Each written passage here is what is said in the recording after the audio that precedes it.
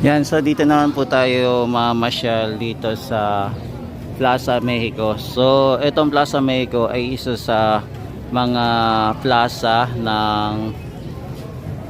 ng Intramuros. So, ito yung isa sa mga pinagmamalaki ng Intramuros na isa sa mga plaza. So, ito yung plaza dito sa Plaza Mexico. So, sisilipin lang natin. So, ito yung isa sa pinagmamalaki ng Intramuros. Yan, dito po sa Plaza Mexico, mapapansin po natin na marami po ngayon namamasyal. Ito yung mga kababayan natin na namamasyal ngayong araw na to. So, ito yung paligid niya. Yan, sa yung Plaza Mexico po, matatagpuan po natin, malapit po ito sa Binondo Intramuros Bridge. Itong Plaza Mexico. Tapos makikita po natin dito yung malaking marker na Centenario de la Expedición Maritima Mexico Pilipinas. Tapos dito naman po sa kabila makikita naman po natin itong Acapulco naman. Yan, ito naman po yung Manila Acapulco Galleon. So 1998 centennial year. So ito po. Tapos ito naman po yung paligid ng Plaza Mexico. Tapos katabi po niya yung Binondo Intramuros Bridge.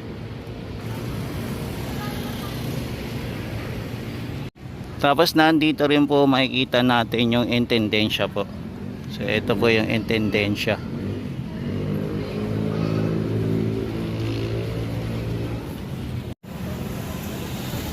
Ito naman po yung likod ng Plaza Mexico. So meron pa rin po tayong malaking marker.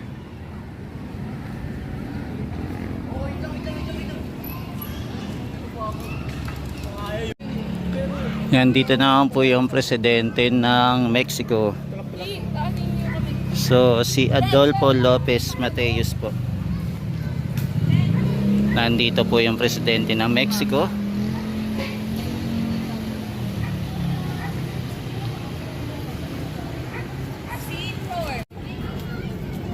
Yan, tapos ito din po, isa din po sa part ng Plaza Mexico po.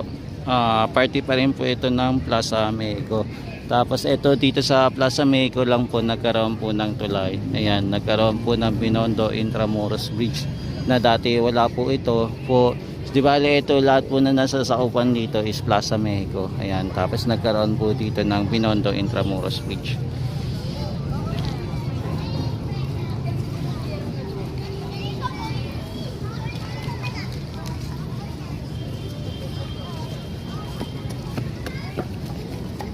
Yan, so ito po yung itsura ng Plaza Mexico. Kung meron po kayong time, ayan, pasyalan nyo din po itong Plaza Mexico na malapit lang po dito sa area ng Binondo Intramuros Bridge at malapit din po sa Intramuros. Yan, dito naman tayo ikot po sa Plaza Moriones naman po. Ito po ang historically an open ground for military drills, parade and ceremonies named in the honor of Domingo Moriones, the governor of Philippines noong 1877 to 1880. So siya pala yung governor general dito pala, no? Yan, so ito pinangalan sa kanya. Yan, so ito po yung malawak na area po, open space po ng Plaza Moriones. So dito po meron pong entrance po ng ating Fort Santiago. Yan, so marami pong mga foreigner yung namamasyal po ngayon, no? Grabe. So ito talaga yung number 1 destination ng mga foreigner, no? Etong Fort Santiago na pinapasyalan talaga nila. Yan, so ito yung lawak po ng Plaza Moriones. Isa sa mga best destination, lalo na po pag pupunta po kayo dito sa Intramuros. So ito po yung isa sa mga dapat nyong puntahan, no?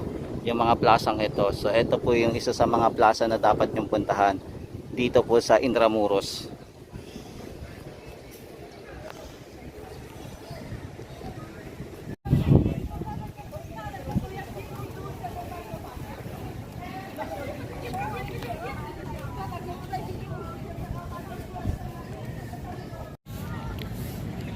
Yan, nandito pa rin po tayo sa Plaza Moriones. So, umiikot-ikot lang po muna tayo dito. Isa sa magandang plaza na pwede natin pasyalan sa Intramuros.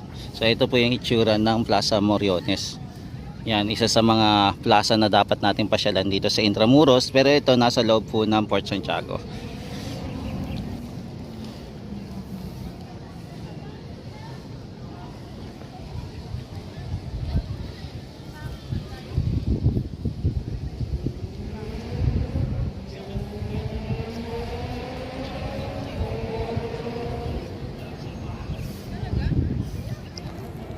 Ano eh, details eh.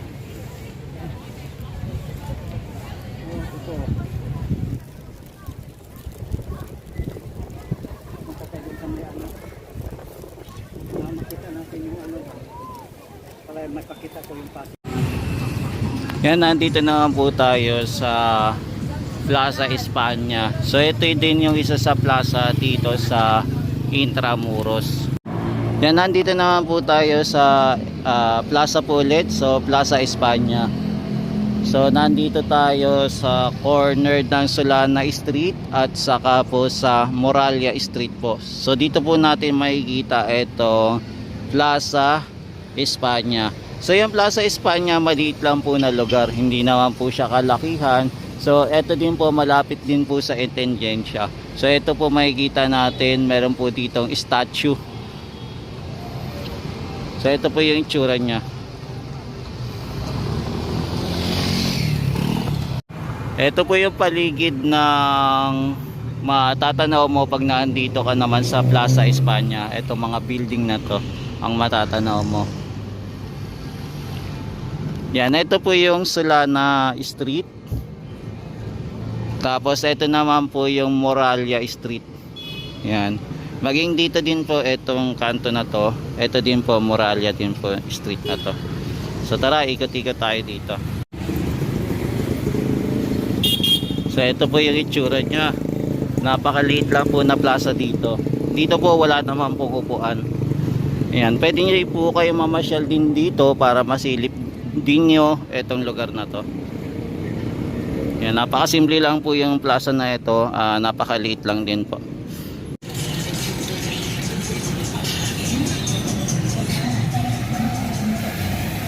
Yan, tapos ito po yung marker nya, Plaza de España, name Plaza de los Mantiris ba? Ayan, de la Integridad. So ayan po. So ito po yung marker nya.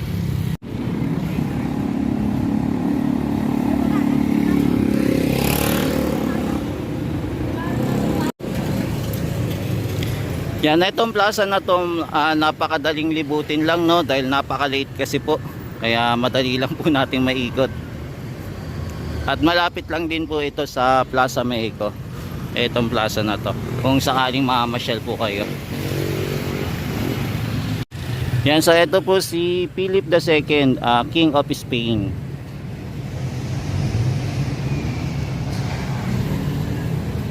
So ito po yung update natin dito. Ito po yung itsura ng Plaza España dito po sa may Solana at saka Solana Street at saka po sa Moralia Street.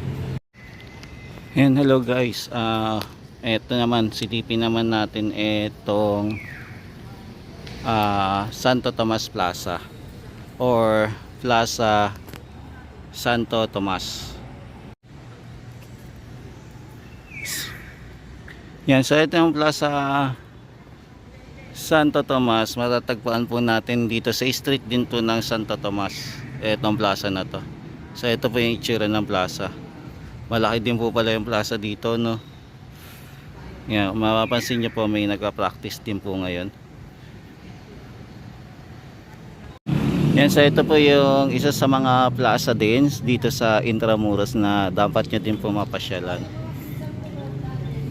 Meron po tayong 8 plaza dito sa Intramuros na pwede natin puntahan.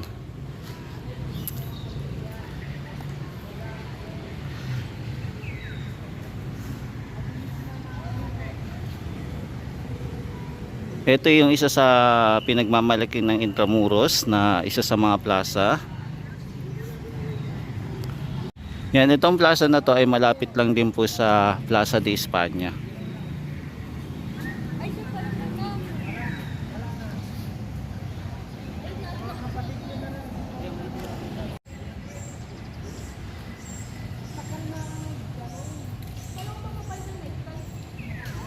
Yun ang pang ano pala to, no? University of Santo Tomas.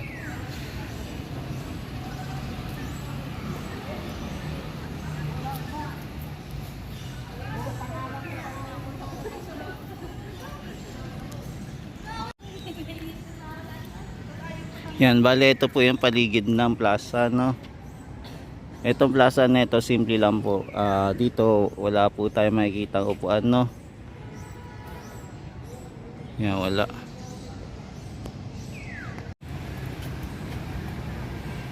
Yan, entrance gate of university building transferred in 1915 for Sampaloc campus. And yan, so ito.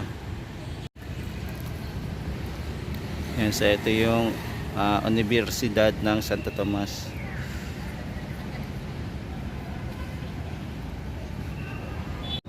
Yan, malapit lang din po pala siya sa Plaza de España. Etong lugar na to.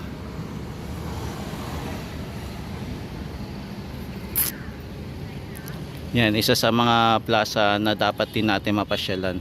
Etong lugar na to.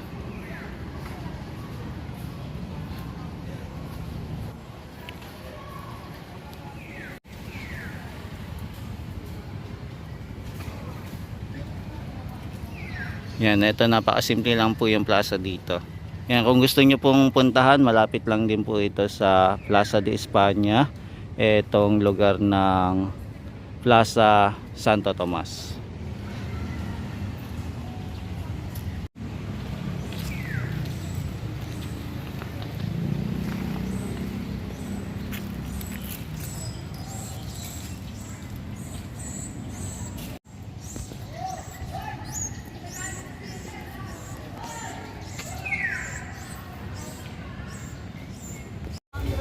Yan, ikot naman po tayo dito sa Plaza de Armas. So, welcome sa Plaza de Armas. So, ito ang Central Plaza with the Port Santiago used as open space for military drills, march, and arms monument to Rizal, national hero martyr, erected on this site, 1953. Yan. So ito isa sa mga plaza dito sa Intramuros na ating iikutin, no? So merong 5 klase na plaza dito sa part po ng Intramuros. So dito po muna tayo magsisimula dito sa Plaza de Armas. So ito po ang itsura ng Plaza de Armas, no, na napakaluwag po.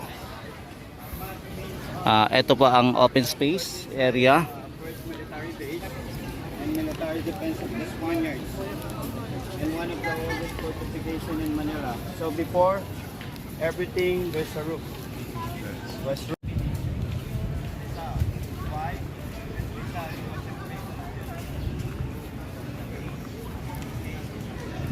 Yan, so ito yung palibot po ng Plaza de Armas, no. Yan, maganda din po ito pagkagabi. Itong Plaza de Armas.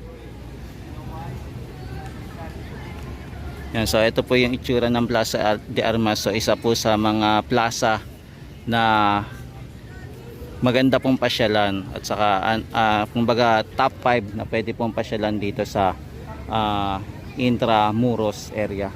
So ayan, iikot-ikot lang natin para mas kita nyo po ng actual itong plaza na to. So ito po yung mga plaza na pwede nyo pong pasyalan dito sa Intramuros.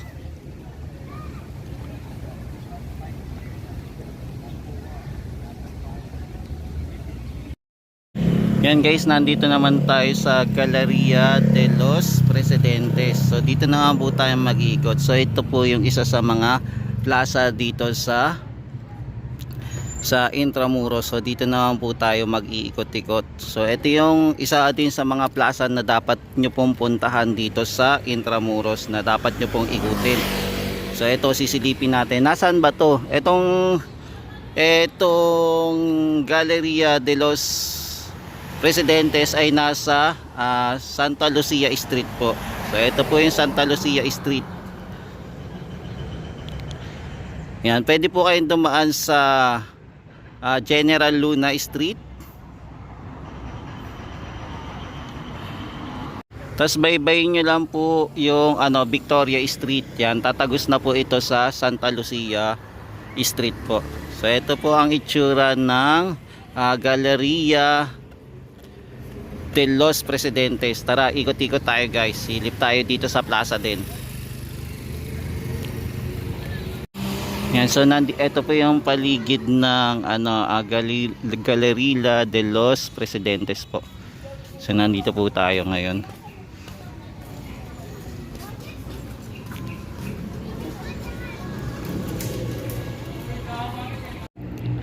Yan, tapos dito na po pala yung golf course. Yung likod niya ng Galleria de los Presidentes.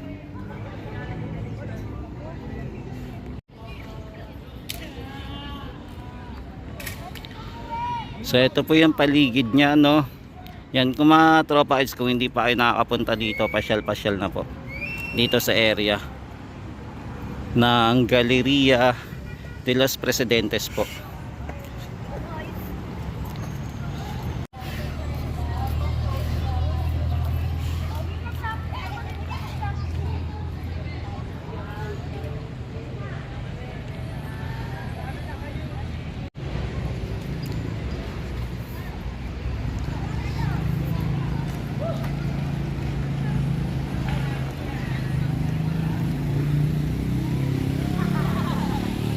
Yan, meron pala daanan dito pa taas, no.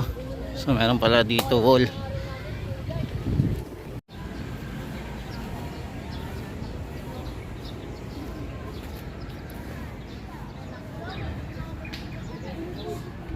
Tapos meron po pala ditong ruin no, building. So hindi na siya ni-renovate, no. As is na lang.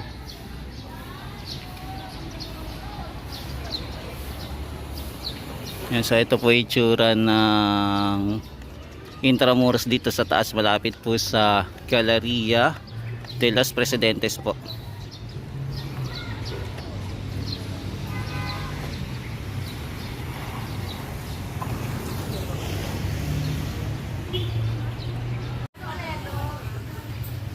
Yan, nandito na po tayo sa Plazuela de Santa Isabela. So dito naman po tayo mag-iikot. So ito, isa din sa mga plaza na dapat nyo pong pasyalan dito po sa Intramuros. So ito din po yung isa sa mga dapat nyong puntahan, mga tropa kitsa. So ito po yung tsura ng La Puesa de Santa Isabela. So ito, may nakasulat po dito, Victim of War. So ito. Tapos ito naman,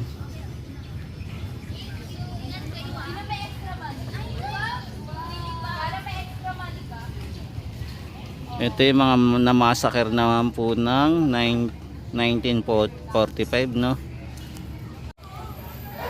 Yan, so ito po yung paligid ng La Puesa de Santa Isabela po. So ito po yung itsura nya. Kung mamasyal kayo mga guys, mapuno po dito. Pero dito maganda naman, may upuan po dito. Ayun lang kagandahan dito, na pagtatambay po kayo. Tapos may ilaw din po pagkagabi. Yan, tapos meron din po dito mga pusa.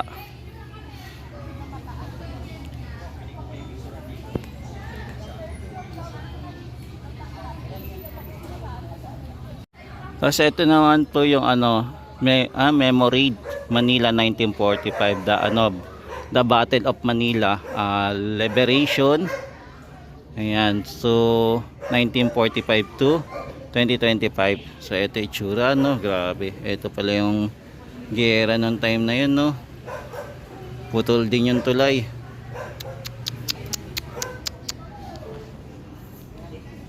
So ito yung itsura nya, no. Ganda pa ng unang panahon.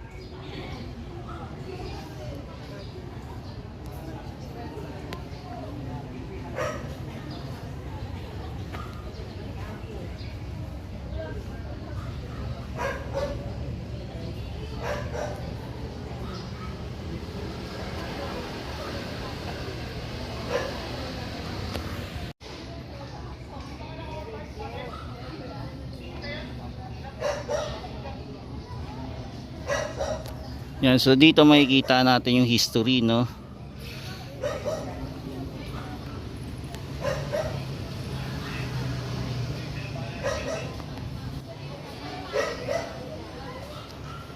Yan, tapos ito yung mga building po na nasira noong time ng gera po, no.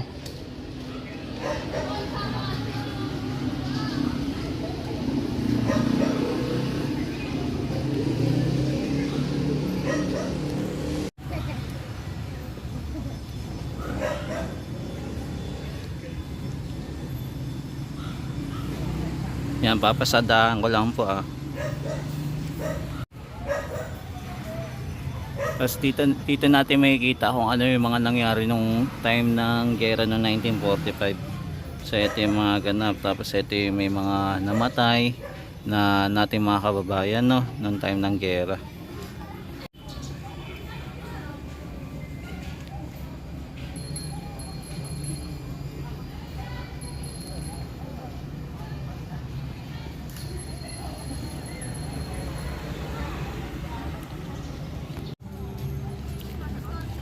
Yan, so ito po yung view dito sa La Puesa de Santa Isabela po.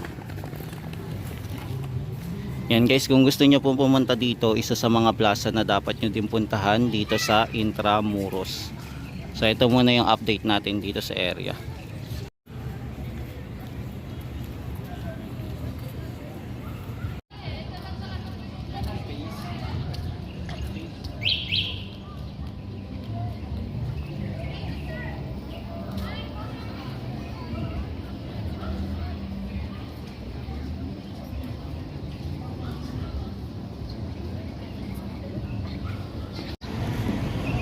Yan. Next spot naman po natin ay Plaza Roma. So ito ay isa din sa mga plaza ng Intramuros. Itong Plaza Roma. Itong Plaza Roma po ay nandito po sa malapit sa tapat po ng Aduana Street po. So ito po yung itsura ng plaza po, Plaza Roma.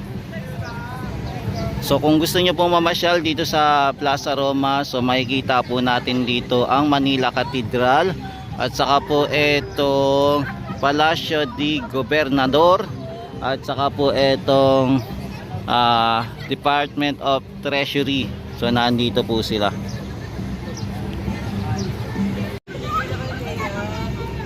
Yung Plaza Roma po ay isa sa malaking plaza din po na pwede natin pasyalan, katulad po ng Plaza Mexico na malaki din. So ito din isa po ay malaki din po, no, yung plaza dito sa Plaza Roma. So ito po yung itsura ng Plaza Roma. So makikita po natin yung katedral at saka po yung Palacio de Gobernador.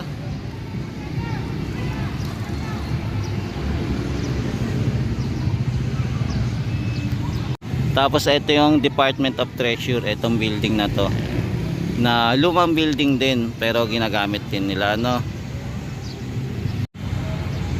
Yan, so ito mga plaza dito ay puro ano, no, historical.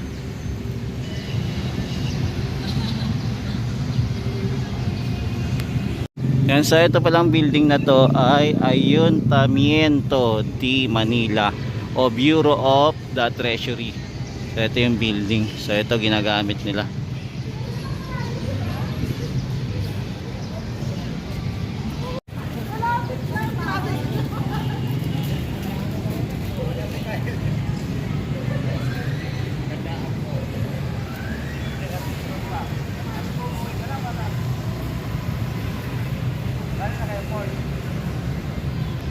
Yan, so ito yung paligid ng ating plaza, no, dito sa Intramuros.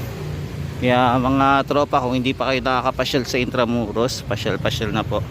Ito, malapit lang po ito. Dito lang po sa Maynila po.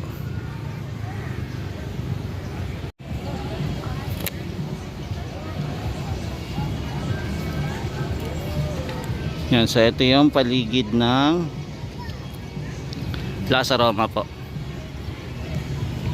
Yan, marami po namamasyal dito, no, lalo na pag linggo po. Marami po namamasyal.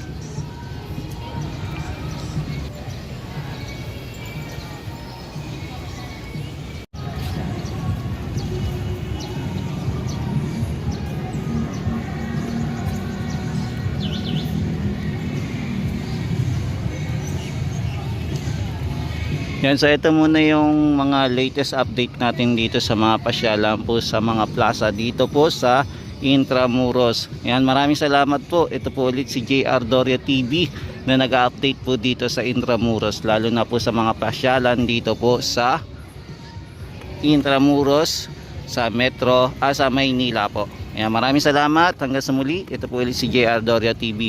Mahalin natin ang Pilipinas. Thank you po. After